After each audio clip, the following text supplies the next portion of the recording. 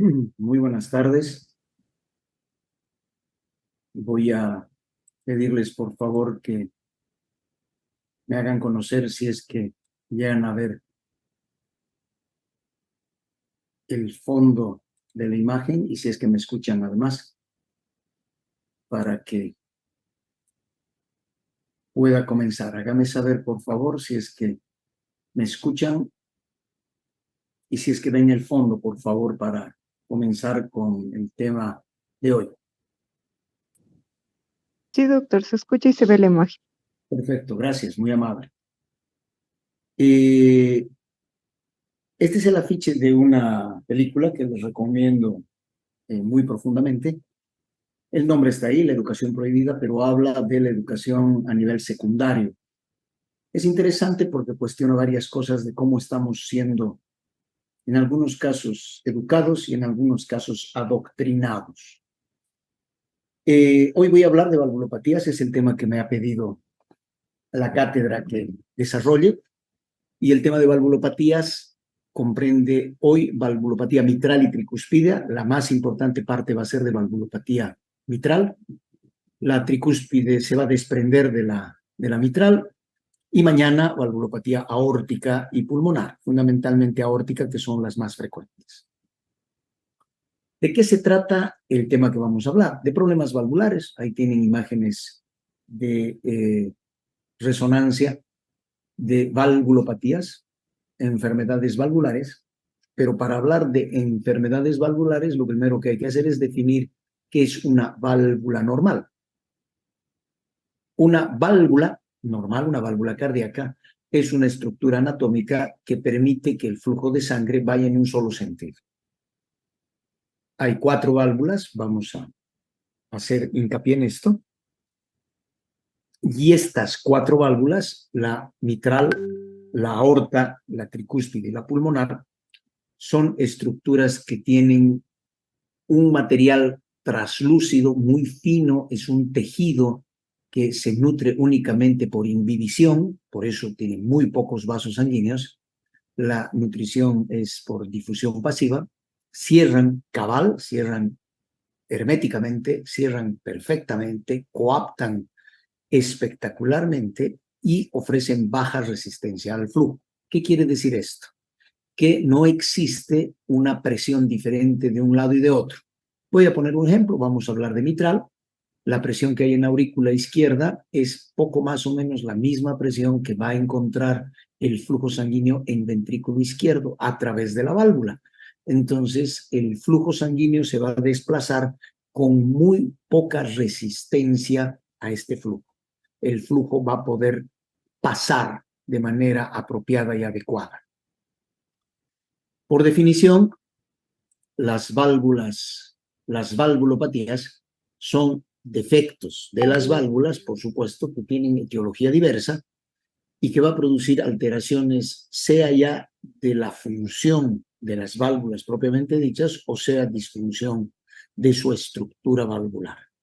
La estructura valvular es un poco compleja, entonces puede alguna parte de la válvula fallar, como vamos a ver,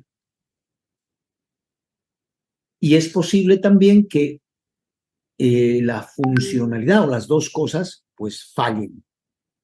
Estos defectos pueden producir 3 tipos de lesión. Pueden producir incompetencia, insuficiencia valvular, pueden producir estenosis valvular o pueden producir las dos cosas. Entonces son 3 las posibles repercusiones tardías de una enfermedad valvular. De tal manera que en alguna literatura van a encontrar estenosis como sinónimo de estrechez, obstrucción a través de esa válvula para el paso de la sangre, insuficiencia o regurgitación, incompetencia valvular o una combinación de ambas. En alguna literatura, fundamentalmente la literatura de hace unas 3 décadas, mencionaba el término enfermedad cuando se trataba de las dos lesiones. Cuando, por ejemplo, había una estenosis mitral, el nombre era ese, estenosis mitral. Cuando había una insuficiencia mitral, el nombre era insuficiencia mitral. Cuando había un compromiso doble es decir, una doble lesión mitral, estenosis más insuficiencia, los clásicos le llamaban enfermedad valvular mitral. Eso ya significaba que eran las dos lesiones. Habría que definir a predominio de cuál, pero se tenía claro que enfermedad era la combinación de las dos. En relación a la etiología, a ver, nos han enseñado en la facultad desde siempre que hay congénitos y hay adquiridos. En este caso hay 4 tipos de etiologías. Evidentemente, congénitos es uno de ellos, es el que está en la parte inferior, y adquiridos son los otros 3. Pero ¿por qué la diferencia de 3 subcapítulos o subtítulos de un paciente que tiene una enfermedad adquirida? Los trastornos del envejecimiento, que es adquirido, uno se va volviendo viejo con el tiempo, los trastornos del envejecimiento adquirido recibe específicamente el nombre de degenerativo y queda adquirido como tal solamente para la enfermedad reumática. Sin embargo, la enfermedad reumática tiene una complicación, que es la endocarditis infecciosa, la aparición de vegetaciones sobre una válvula enferma que también por sí mismo puede causar problemas de destrucción valvular con incompetencia o rigidez valvular. Entonces, de manera didáctica, se ha definido que 4 sean las posibles etiologías: congénitos y adquiridos, y dentro de los adquiridos, los degenerativos, la reumática y la endocarditis infecciosa.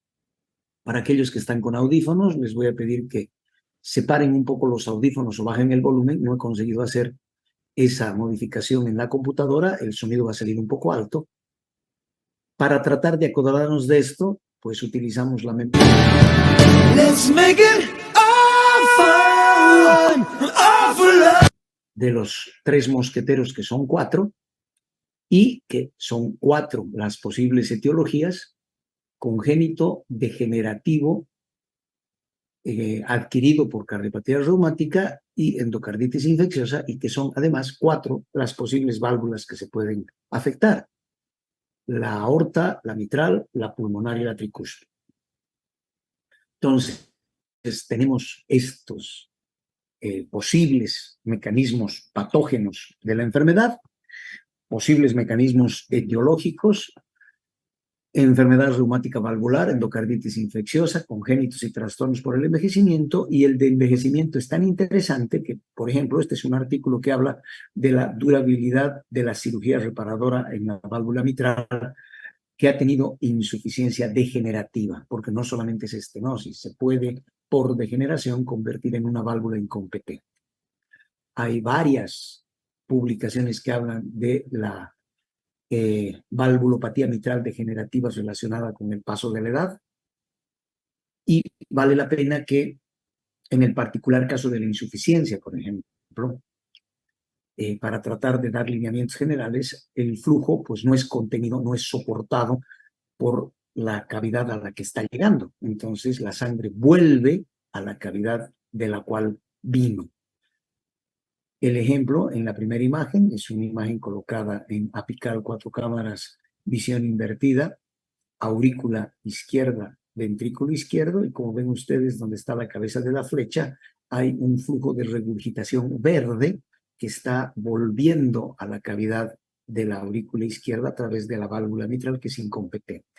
Y aquí tenemos una apical 3 cámaras, una imagen colocada en forma convencional, el ventrículo izquierdo arriba y la aurícula izquierda abajo, y lo que observamos es que hay un flujo de regurgitación.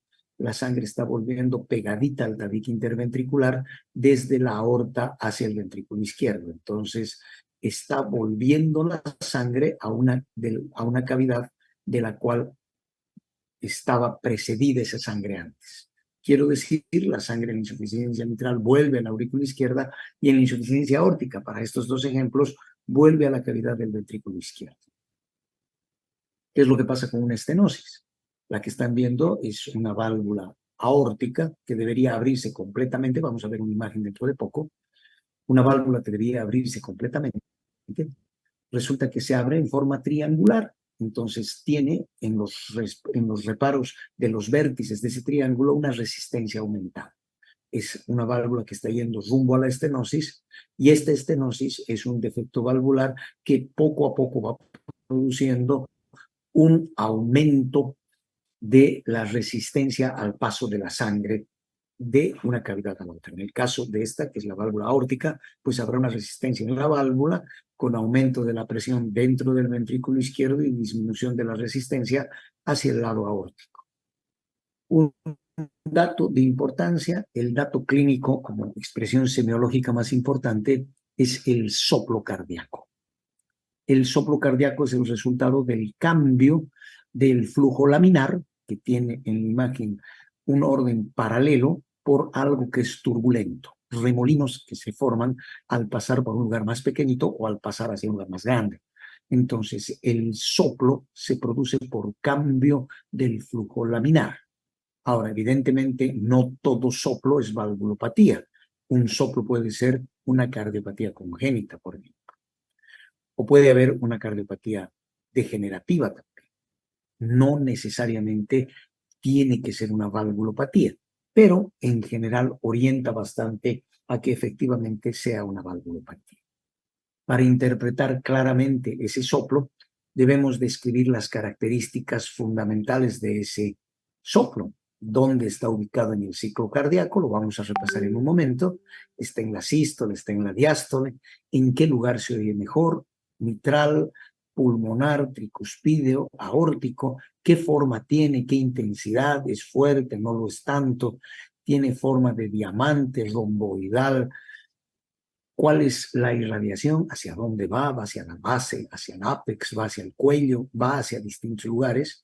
Y, por supuesto, las características de los ruidos cardíacos, el primero y el segundo, y cuando existen tercero y o cuarto ruido cardíaco. Lo que están viendo ustedes son las áreas de auscultación. Fíjense ustedes que hay mucha gente que le dice foco mitral, foco pulmonar, foco aórtico o foco tricuspídeo, pero no son puntos específicos en los cuales se tenga que auscultar, son lugares más o menos grandecitos. Si se fijan bien, el área tricuspidea es un círculo en la base del apéndice sifoides, y si ven ustedes, el área mitral es un espacio de terreno en el precordio de aspecto ovoideo, parece un huevo naranja, que involucra la parte baja de la tetilla e incluso la areola alrededor de esta. Es un área más grande. Por eso es recomendable el referirse a las áreas de auscultación como eso, y no como focos, porque no se está focalizando puntualmente en ninguno de ellos. Dos datos interesantes que vale la pena mostrarlos como realmente suceden.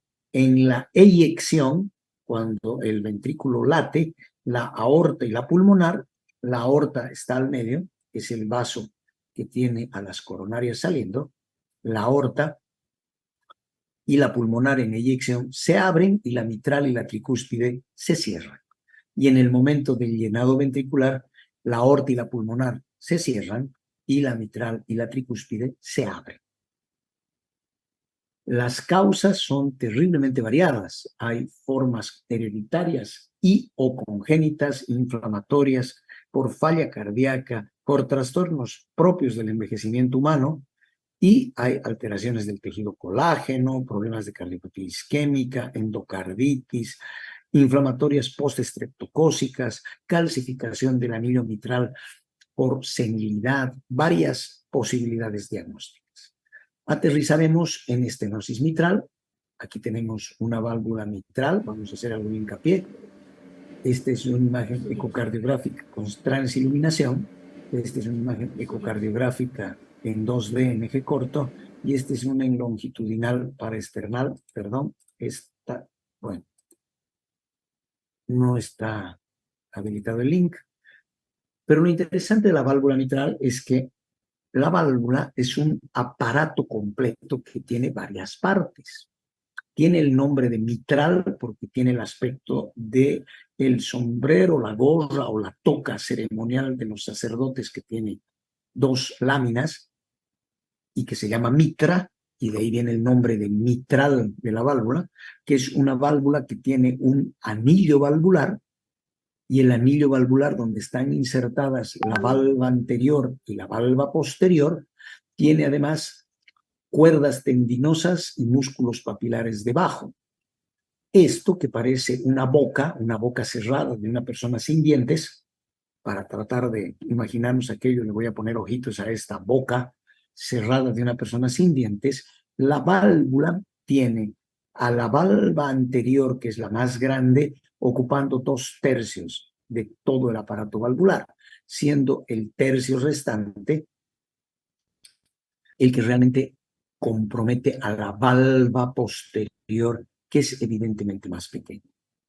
Y esta válvula, como ven ustedes aquí, tiene esta válvula que es la anterior y esta es la posterior, con estas indentaciones, dientecitos, y que permiten diferenciar la aparición de una comisura anterior, una comisura posterior, anterolateral y posteromedial, y una válvula anterior llamada anterior con 3 segmentos, A1, A2 y A3, y los posterior 1, posterior 2 y posterior 3, posterior 1, posterior 2 y posterior 3 en imagen anatómica, que aquí se ven en eco 3D y que aquí, veamos si está el link, pues se ven así como dientecitos precisamente, separando estos segmentos posteriores. Esta, la más chiquita, es la valva posterior. Y aquí tenemos la comisura anterior, la comisura posterior, anterior 1, 2 y 3, posterior 1, 2 y 3, que sirven como reparo topográfico para que el cirujano vea dónde está la patología que nosotros estamos diagnosticando. Parece una boca, y en relación a la presentación de imágenes, tenemos que ubicarnos. Aquí adelante está la aorta, esta es la valva anterior que va para adelante, esta es la valva posterior, a este lado está el septum interauricular, y este otro lado está la orejuela de la aurícula izquierda, que va a tener algún tipo de importancia para el diagnóstico. Entramos en una imagen que llega hacia aurícula, desde venas pulmonares, atravesamos la válvula mitral, el sistema de cuerdas tendinosas y todo el aparato subvalvular.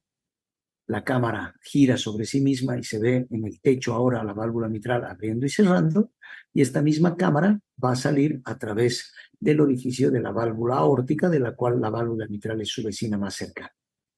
Entonces tenemos la imagen de los dos vasos más importantes del ventrículo izquierdo. Lo interesante es la forma que tiene la válvula mitral. Fíjense ustedes, esta válvula tiene el aspecto de una silla de montar y tiene 4 caras: anterior, posterior, medial y lateral. Y este aspecto en silla de montar parece una papita frita Pringle. Tiene un nombre, se llama paraboloide hiperbólico, y tiene la pinta de la piscina olímpica de La Paz. Aquí tenemos una imagen aérea de la piscina, tiene esta forma en sillita de montar, lo que explica que al momento de tratar de hacer reconstrucciones, pues sea muy complicado tratar de darle esta forma anatómica utilizando un recurso quirúrgico. Aquí tenemos imágenes de la misma estructura, que es cómo se ve la válvula dentro del corazón en cavidad, en el orificio auriculoventricular izquierdo. El agujero normalmente es de 4 a 6 centímetros cuadrados. No hay alteraciones significativas hasta que el área valvular se vuelve la mitad, casi la mitad. 1.5 centímetros o 2.5, 3, que se considera una estenosis mitral leve. En leve ya empieza a dar manifestaciones clínicas. Lo interesante y el ojo es que solo se va a producir síntomas durante el esfuerzo cuando el área valvular realmente sea muy chiquita. Es decir, el paciente evoluciona grandemente asintomático hasta que el área valvular está entre 1 y 1 centímetros cuadrados, donde entramos dentro de la categoría de estenosis mitral moderada. Debajo de 1 centímetro, la estenosis mitral se convierte en severa, y debajo de medio centímetro, la estenosis mitral se convierte en crítica. Ya habíamos hablado de la etiología. En la mayor cantidad de casos, por lo menos en nuestro medio, la enfermedad valvular reumática está presente. 90% puede ser congénita y o degenerativa y coexiste además con otra válvula, estenosis mitral más lesión aórtica en un 20 a 30% aproximado. Aquí vemos no solamente una válvula, sino que además vemos como un coliflor, algo que se está metiendo al interior de la cavidad auricular. Y esta misma imagen que parece un honguito, que parece, no sé, un repliegue en la parte donde está la manito, que es una lesión neoplásica de la válvula mitral. La más común, la enfermedad valvular reumática, congénita, sí puede ser, es menos frecuente y hay otras causas, ¿no? Enfermedades del tejido colágeno, mucopolisacaridosis, enfermedad de Pompe, enfermedad de Gaucher, síndrome carcinoide, fibroelastosis endomiocárdica, varias cosas relacionadas con problemas del tejido colágeno, fundamentalmente. La estenosis mitral del tipo reumático está presente en una relación hombre-mujer 3-1 a favor de las damas. Hay más mujeres con valvulopatía mitral reumática, en quienes el síntoma más común, en casi el 70% de los casos, es la disnea. Y esto está dado pues, por el aumento de la presión de enclavamiento pulmonar secundaria a la elevación de la presión de aurícula izquierda. La hemoptisis se produce por un aumento de las presiones vasculares pulmonares. Vamos a ver dentro de un instante un resumen muy resumido, valga la redundancia, de esta pequeña fisiopatología, y puede existir incluso una ronquera con una característica de bitonalidad de la ronquera, una ronquera de 2 tonos, delgada y gruesa, por compresión del nervio laringio recurrente, por crecimiento de la aurícula izquierda. ¿Qué es lo que pasa? Esta válvula está engrosada, es una vista aérea desde el interior de la aurícula se le ha dado la vuelta como si fuera una media, y estamos viendo una válvula gruesa de estenosis mitral. Esto, por supuesto, ventrículo izquierdo. Entonces, la presión de aurícula izquierda va a aumentar. Este incremento de la presión de aurícula izquierda va a llevar a dilatación de la aurícula izquierda y a pérdida de la función contráctil normal de esa aurícula, lo que va a desembocar en una fibrilación auricular. Esta presión incrementa la presión hacia venas capilares pulmonares, lo que se llama hipertensión venocapilar pulmonar, y esto va a llevar a algún grado de hipoxia alveolo capilar. Como resulta que la sangre como que se va a estancar un poco al llegar a la aurícula izquierda y no va a poder pasar por la estenosis mitral, lo que va a suceder es que va a haber un flujo que no va a pasar, va a haber un aumento de la presión venocapilar y va a haber una extravasación del líquido hacia el espacio intersticial con diapedesis de los glóbulos rojos, produciendo un fenómeno llamado hemocromatosis y hemosiderosis, que se va a caracterizar por el color de chapitas de modificación del pigmento en el rostro de los pacientes portadores de esta enfermedad, que los atrevidos le dicen facies mitral. El nombre correcto es facies policromática porque la carita tiene varios colores. Y esto, pues, más el edema intersticial y el edema agudo de pulmón que se produce por éstasis sanguíneo, va a producir la aparición de hemoctoicos o de franca hemoptisis. Esto va a llevar a la hipertensión venocapilar pulmonar, a la hipertensión arterial pulmonar y finalmente a la disfunción del ventrículo derecho. Es decir, es una valvulopatía izquierda que lleva a insuficiencia cardíaca derecha o insuficiencia cardíaca congestiva. Lo interesante para hacer el diagnóstico es identificar la estetoacústica característica de la estenosis mitral. Para hacer el diagnóstico de esto se tiene que tocar 5 puntos. métodos. Y el primero de ellos es definir en qué fase del ciclo cardíaco se está produciendo este fenómeno. Para una cuestión práctica, yo he pintado de propósito la fase correcta con color naranja. Entonces, cuando decimos en qué fase del ciclo cardíaco sucede el fenómeno auscultatorio, las posibilidades son tres. Esto sucede en sístole, en diástole o en ambas fases. Como se darán cuenta por el color, el fenómeno auscultatorio es diástole. Pum pa, lup, nada de eso funciona. Para que yo sepa que el fenómeno es sistólico, no es el caso, pero para darme cuenta de que es sistólico, lo que yo escucho auscultatoriamente debe coincidir con el pulso arterial. Por eso es imprescindible tomar el pulso arterial al mismo tiempo que se ausculta. Tiene que ser al mismo tiempo. Como este fenómeno es diastólico, solo diastólico, no puede ser ambas tampoco, es diastólico, eso quiere decir que lo que yo escucho en estenosis mitral no coincide jamás con el pulso. No coincide con el pulso arterial. Entonces el fenómeno auscultatorio es diastólico. Si consideramos que el recuadro amarillo es primer ruido, el recuadro verde es segundo ruido y lo que está en medio entre el primero y el segundo es la sístole y lo que está entre el verde y el amarillo siguiente es la diástole, el fenómeno auscultatorio sucede aquí, en la diástole ventricular. Ahora, la segunda pregunta de esto que es evidentemente la diástole, el momento en que los ventrículos se llenan. ¿Es toda esa fase la que dura el fenómeno auscultatorio? No, no es toda. ¿Por qué no?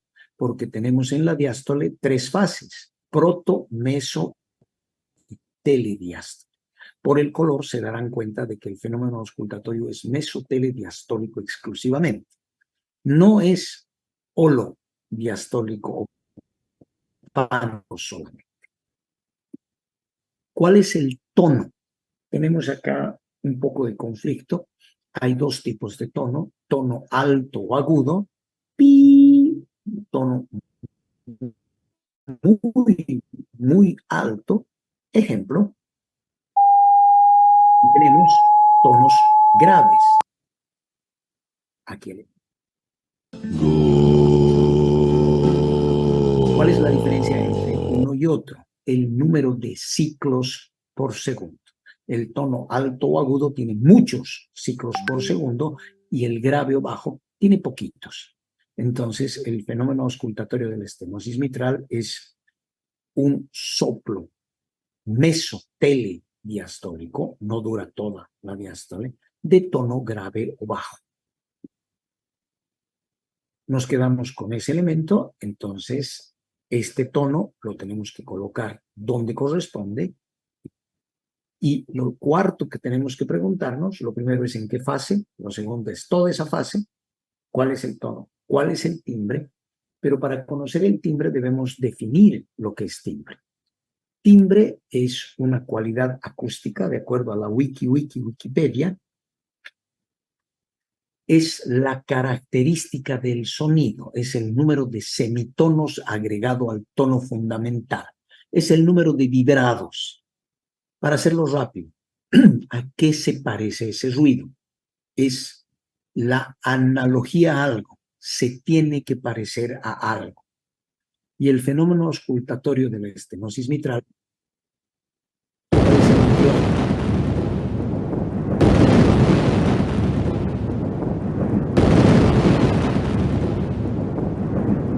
entonces, este plano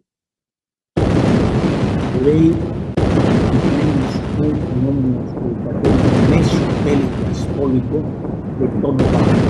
Por el timbre, a esto se le da el timbre retumbante.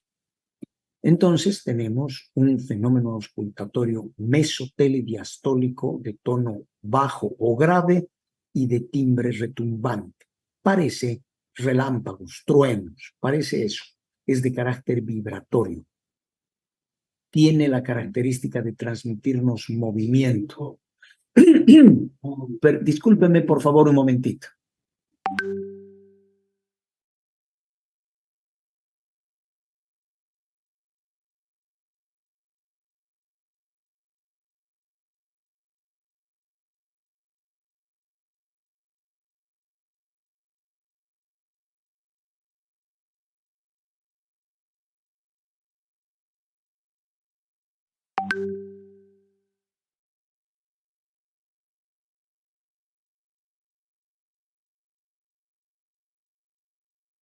Les pido mil disculpas, es una situación no prevista. Seguramente a los de mi grupo ya les comentarán. Yo estoy a cargo de mi papá, que está un poco delicado, enfermo ahora, y he tenido que suspender un momento esto que estoy hablando, pero voy a recapitular muy rápidamente. El fenómeno auscultatorio entonces es mesotelediastólico de tono grave, y el quinto elemento son los fenómenos adjuntos, los fenómenos que acompañan todo esto. Denme una pausa de 3 segundos, por favor, y vuelvo para comentarles cuáles son estos fenómenos adjuntos.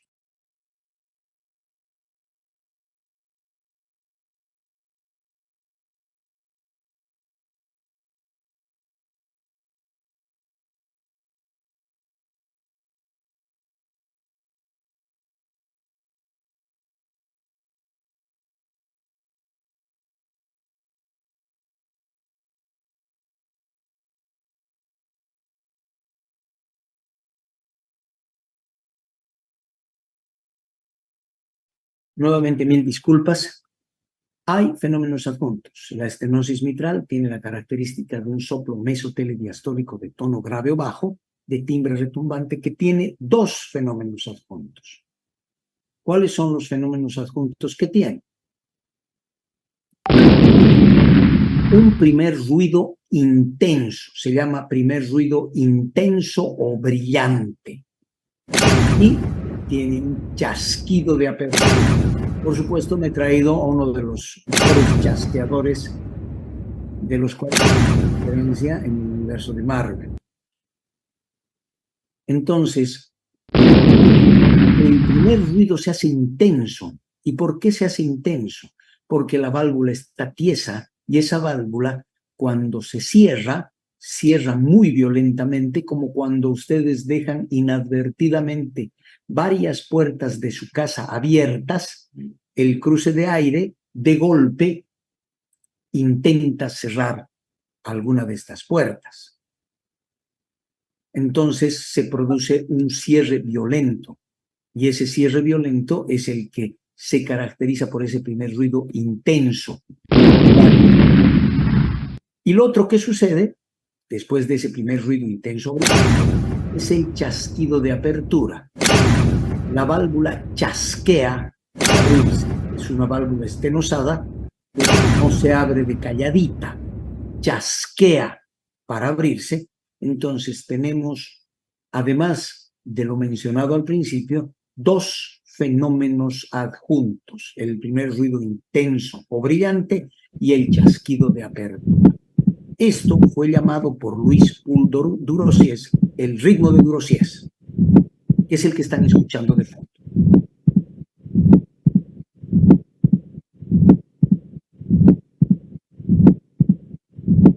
Lo debo explicar para volverlo a poner. ¿De qué se trata este ritmo de Durossier? Lo que sucede es que hay un retumbo mesodiastólico, que lo vamos a llamar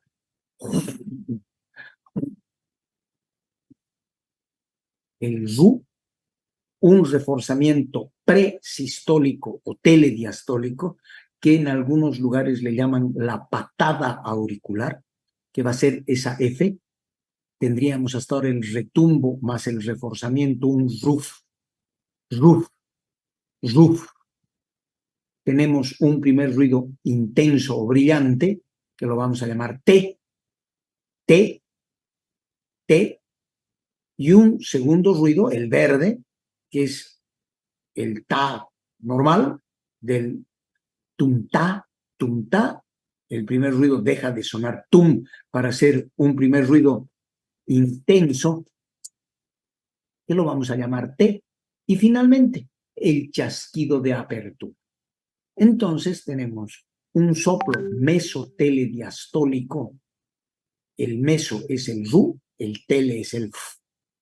Un primer ruido intenso o brillante, un chasquido de apertura que le sucede, le sigue al segundo ruido. tenemos una sístole limpiecita, el primer ruido aumentado, y la aparición de un ru, el soplo mesodiastólico, un fu, o patada auricular, refuerzo presistólico, ta del segundo ruido y ta del chasquido de apertura. Entonces, voy a volver para atrás, el rufut tata del ritmo de Durosies, que lo van a escuchar aquí como tata, tata, tata.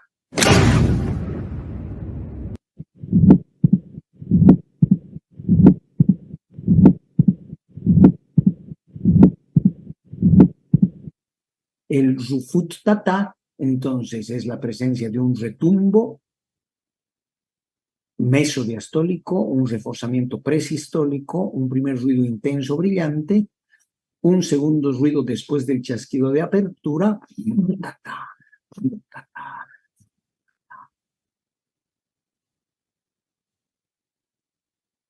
Un ruido intenso. Esto fue documentado muchísimas veces. El ru es el reforzamiento, el retumbo meso, el fu es el reforzamiento presistólico, el S1 es el sonido 1, el S2 es el sonido 2 y el ta, el chasquido de apertura. Les quiero pedir un favor, les voy a pedir que me disculpen una vez más. Hay personas en este minuto, cuando ya se han pasado 37 minutos de empezada la clase, que están queriendo ingresar. Y yo había pedido, por favor, muy encarecidamente que se comience en punto para evitar demorarme explicando que no voy a habilitar a nadie más, porque me parece una falta de respeto absoluto querer entrar entorpeciendo la secuencia de la clase. El primer ruido intenso y brillante y el rufut. No todos tienen la capacidad de escuchar esto, porque no todos tienen la curva logarítmica del audiograma humano en condiciones de escuchar más que las palabras. Entonces, esto está no porque haya mucha más capacidad, sino que hay oídos que están privilegiados, como hay voces o hay habilidades técnicas futbolísticas que están privilegiadas y no son para todos. Un resumen muy apretadito: la estenosis mitral impide el llenado ventricular, hay un aumento del tamaño de la cavidad de aurícula izquierda, a veces la formación de coágulos porque el paciente entra en fibrilación auricular, una hipertensión venocapilar pulmonar con congestión, disnea, edema e incluso la posibilidad de que esto se extravase con hemoptoicos o hemoptisis franca, hipertensión arterial pulmonar y crecimiento del ventrículo derecho, hepatomegalia y ascites. Electrocardiográficamente, ¿cómo identificamos al paciente que tiene esto? Pues crece la aurícula izquierda, tenemos crecimiento auricular izquierdo, un desvío del eje a la derecha porque crece el ventrículo derecho. No nos olvidemos que la estenosis mitral no permite el paso de la sangre de la aurícula al ventrículo izquierdo y de manera retrógrada aumenta la presión haciendo crecer al ventrículo derecho. Y cuando llega el extremo, pues la fibrilación auricular, que es el caos en la conducción eléctrica auricular. Un corazón arrítmicamente arrítmico y que el profesor Bernardo Hussein, premio Nobel de Medicina argentino, el caballero, le decía el delirium cordis, el corazón loco. Lo que encontramos, vamos a ver aquí, debe haber seguramente un aumento, una imagen, le vamos a poner una lupa. Tenemos una aurícula con una onda bimodal, crecimiento de aurícula izquierda, y un eje derecho del corazón. Y la estenosis mitral nos lleva a la fibrilación auricular. La fibrilación auricular se caracteriza eléctricamente: 1, ausencia de onda P, y 2, irregularidad de los ciclos cardíacos. ¿Qué quiere decir esto? Quiere decir que las personas pues tienen serias dificultades para mantener una frecuencia estable y el paciente empieza a presentar arrítmico a su corazón. ¿Cómo es un corazón arrítmicamente arrítmico? ¿No sería suficiente decir arrítmico? No. Lo que sucede es que la analogía que yo encuentro es la de un europeo intentando bailar música nacional. Imagínense ustedes un gringuito queriendo bailar caporales. No da pie con bola, es un escándalo absoluto el intentar verlo a este individuo hacer eso. Es una arritmia completa. Lo veremos, no lo voy a decir, lo voy a mostrar.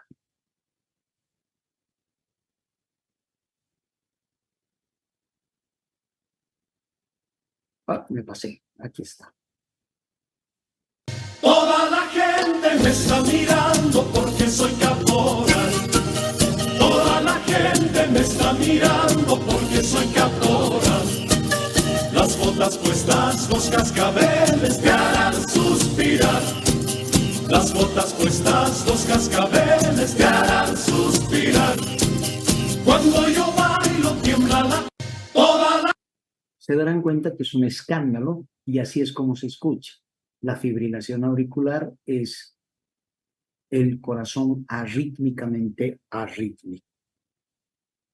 La placa de tórax, lo que nos va a mostrar es un perfil izquierdo con 4 arcos. Vamos a ir desde el más sutil hasta el más complicado, donde tenemos un arco aórtico arriba, una pulmonar que puede estar abombada, el arco correspondiente a la orejuela de la aurícula izquierda y el ventrículo izquierdo. Además de una imagen de doble contorno auricular, y como digo, vamos a ver unas 3 placas para tratar de identificar estos elementos. La aorta, la pulmonar, la convexidad de la orejuela de la aurícula izquierda y el ventrículo izquierdo, 4 arcos, aorta, pulmonar, orejuela y ventrículo, y aquí una imagen de doble contorno auricular. Una imagen un poco más tenue aquí, y otra un poco más rala aquí, en doble contorno auricular en el lado derecho, y la orejuela correspondiente, el arco correspondiente a la orejuela de la aurícula izquierda. Acá está mucho más claro, una paciente que tiene el arco aórtico, la convexidad de la pulmonar no está rectificada, el arco correspondiente a la orejuela de la aurícula izquierda, del ventrículo izquierdo, y aquí la imagen de doble contorno auricular. Parece que hubiera un contorno aquí y otro contorno aquí afuera. Veamos igual imágenes agravadas de esto mismo. Y aquí, mucho más claramente, no los 4 arcos, sino el doble contorno auricular de la paciente precedente. Ya se le ha cambiado la válvula mitral por una prótesis de disco de flujo central y periférico y está con el alambre de la esternorrafia, pero aquí se ve claramente el doble contorno auricular en el lado derecho. ¿Por qué se produce este doble contorno auricular? Porque la aurícula tiene tendencia a crecer, la aurícula izquierda, hacia los 2 lados.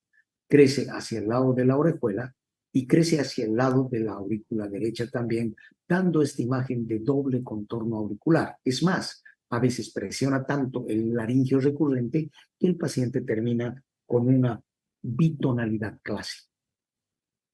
El estándar de oro es la ecocardiografía, la válvula mitral está estenosada acá. Imágenes de estenosis de la válvula, con esta imagen que parece un mito dentro de la cavidad auricular. Una válvula, la imagen y la resolución no es la mejor. Una válvula que se deforma en palito de hockey, con una válvula que tiene la imagen de boca de pescado, así se le llama la imagen, vamos a ver por qué, con cambios que son sutiles, algunos un poco más groseros. La válvula mitral abre una valva, la anterior, la posterior no abre, sigue el movimiento de la anterior y eso produce la turbulencia, que es la que se escucha con la clínica auscultatoria que les he mencionado. Aquí tenemos una válvula estenosada con imagen tridimensional y aquí tenemos una imagen donde vemos que el área valvular es realmente muy chiquita, calcificada y pequeña. Esto que estamos viendo como humo en la parte superior se llama contraste espontáneo, es una tendencia al coágulo, la valva posterior está fija, la anterior abre mal, y tenemos una boquita muy chiquitita. Esta es una imagen tridimensional tomada en un equipo Philips, espacio publicitario no pagado, que nos permite ver la orejuela y la válvula mitral en la cara auricular y en la cara ventricular, porque esto es lo que nos permite hacer las imágenes tridimensionales actualmente.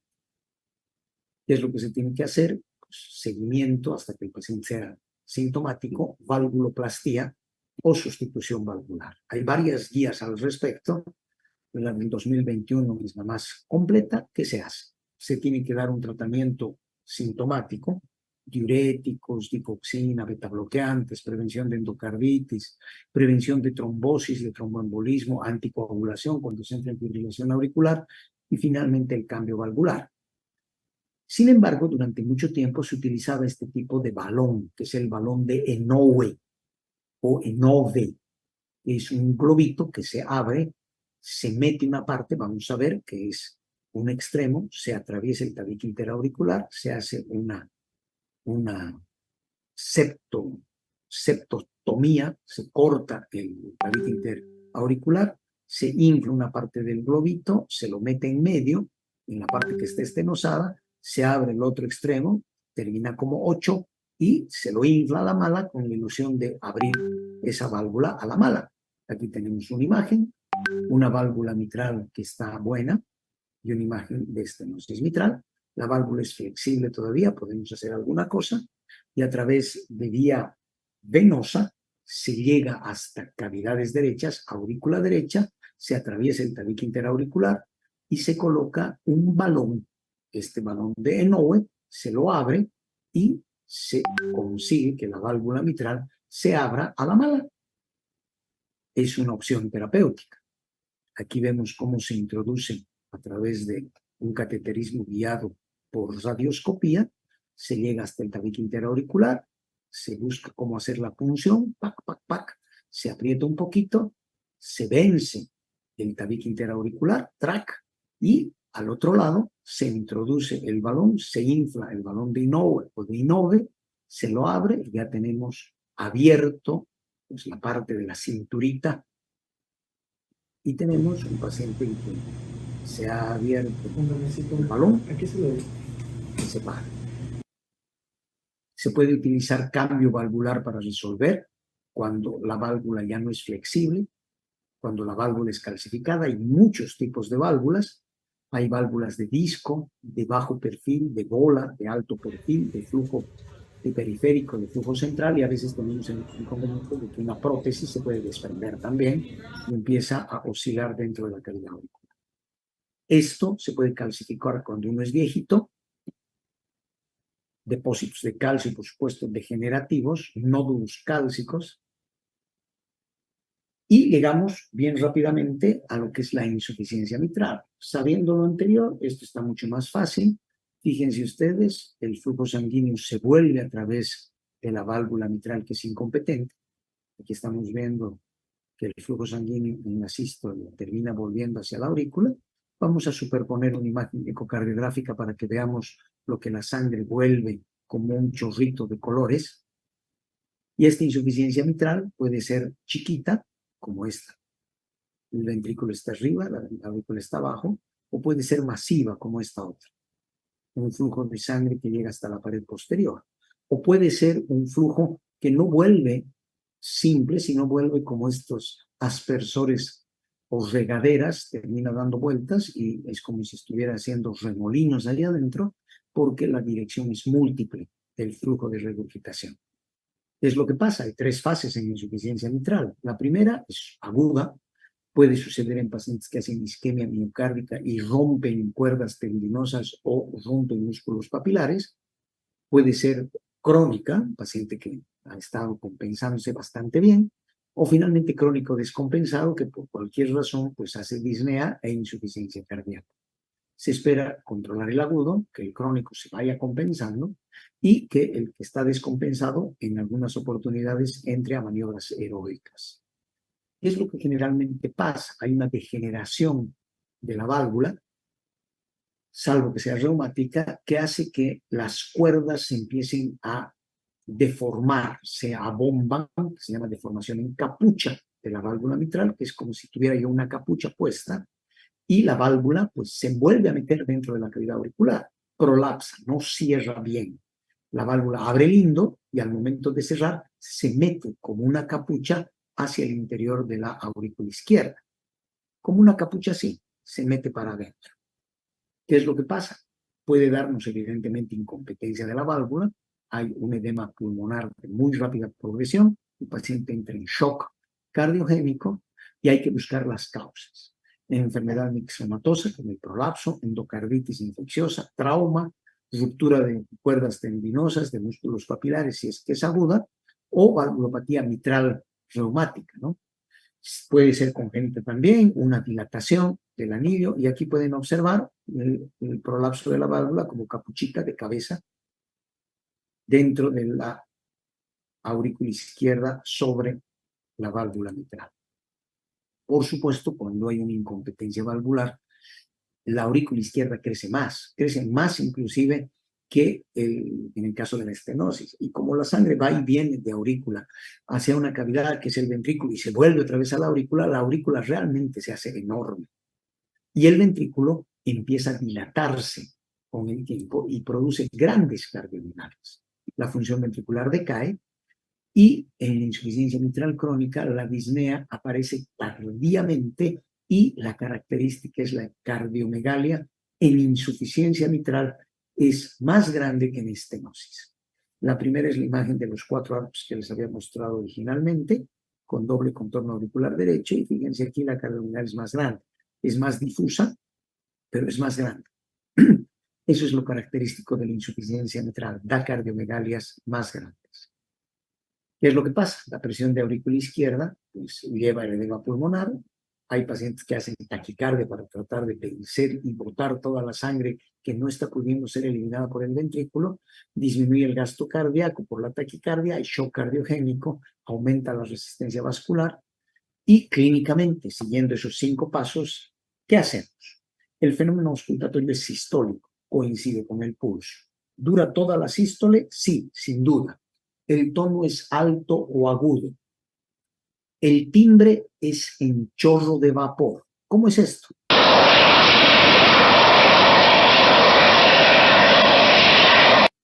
Como si estuviéramos lavando el auto a toda marcha con un chorro de agua. O puede ser en chorro de vapor, como cuando, agudo también, cuando dejamos agua a calentar en la caldera y eso suena con un pitido agudo y ya está hirviendo el agua. ¿Cuáles son los fenómenos adjuntos? La irradiación o la propagación del fenómeno auscultatorio pansistólico de tono alto o agudo en timbre en chorro de vapor hacia la región axilar o hacia el dorso inclusive, hacia el espacio interescapular porque la sangre se está volviendo a la cavidad auricular. Entonces tenemos un soplo pansistólico, puede haber desdoblamiento del segundo ruido, y en el electrocardiograma vamos a encontrar crecimiento de aurícula izquierda también, onda pedimodal, fibrilación auricular, pero en la insuficiencia mitral vamos a encontrar el crecimiento ventricular izquierdo, porque la sangre de aurícula pasa a ventrículo izquierdo y de ventrículo izquierdo vuelve a aurícula izquierda y ese mayor caudal vuelve a bajar, vuelve a subir, vuelve a bajar, dando sobrecargas de cavidades izquierdas. Aquí tenemos una válvula que, como verán, no cierra. Aquí hay un agujero. La válvula está fenestrada donde está la cabeza o la manito y la sangre está volviendo a través de ese agujero. ¿Qué es lo que se hace? Hay que ver, reparamos la válvula, hacemos una manufactura o la sustituimos. El tratamiento médico, mientras esperamos una cirugía, nitroprusiato sódico intravenoso que disminuye el grado de la resistencia de la insuficiencia mitral al bajar la resistencia vascular, puede utilizarse la dobutamina o finalmente pues ir a tratamiento quirúrgico. Como la válvula tiene una pinta muy simpática,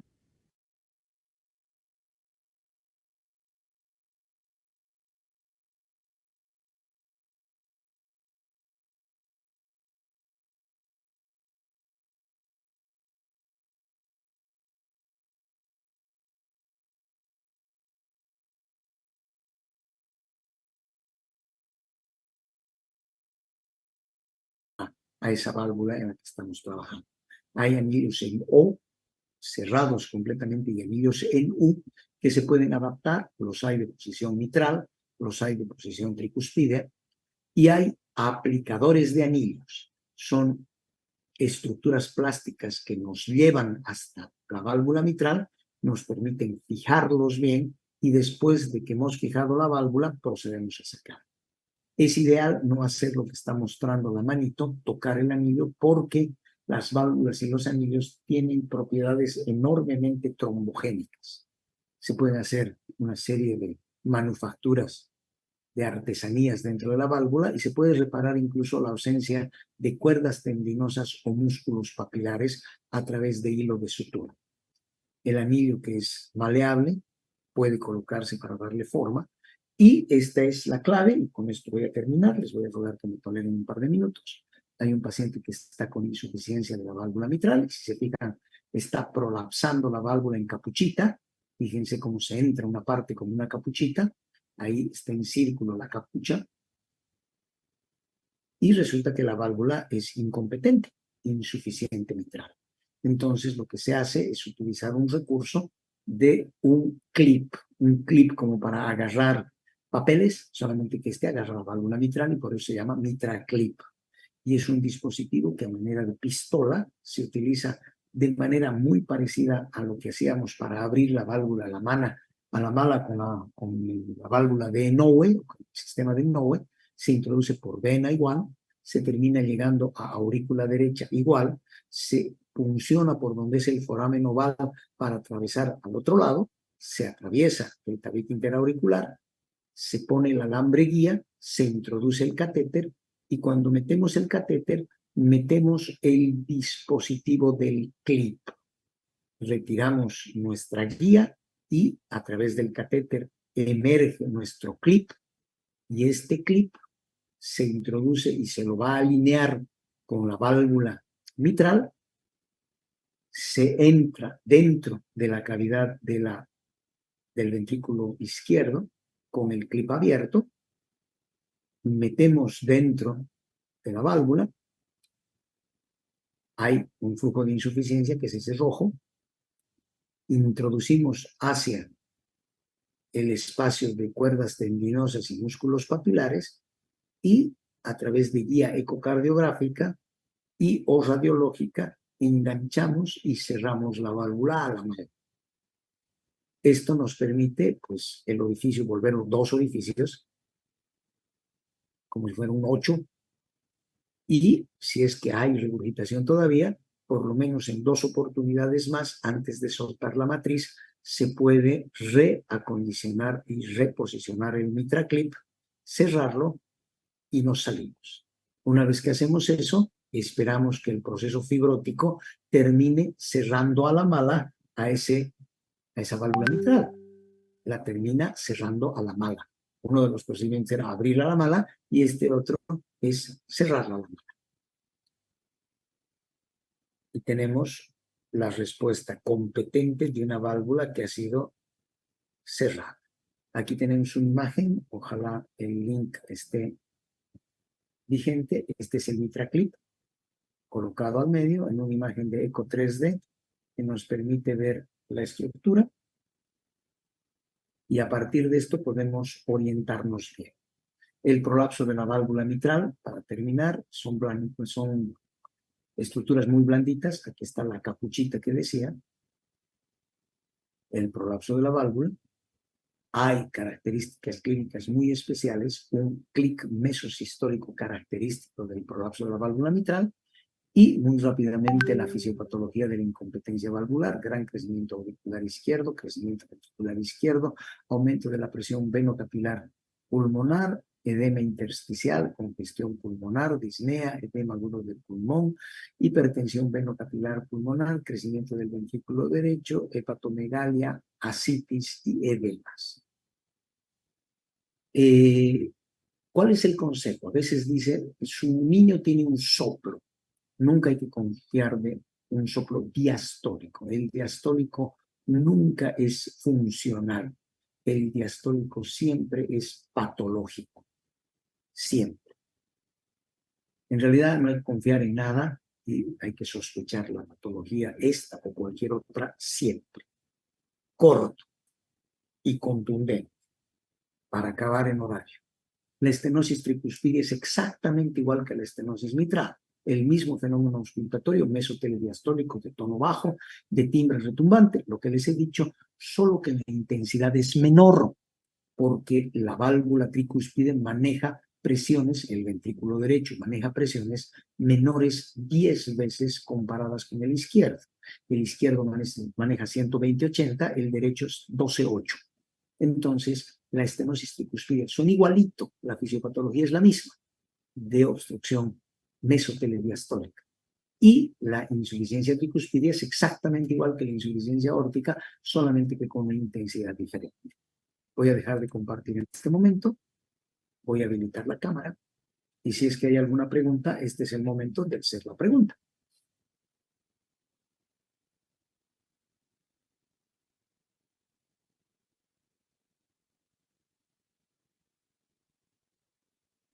Ok. Mañana vamos a tener la oportunidad de hablar de valvulopatía aórtica. Voy a comenzar con tricuspide y voy a comenzar unos 5 minutos antes. Normalmente habilito la entrada a la plataforma con 15 minutos de anticipación. Mañana lo voy a hacer con 20 minutos de anticipación. Y no es que voy a comenzar antes.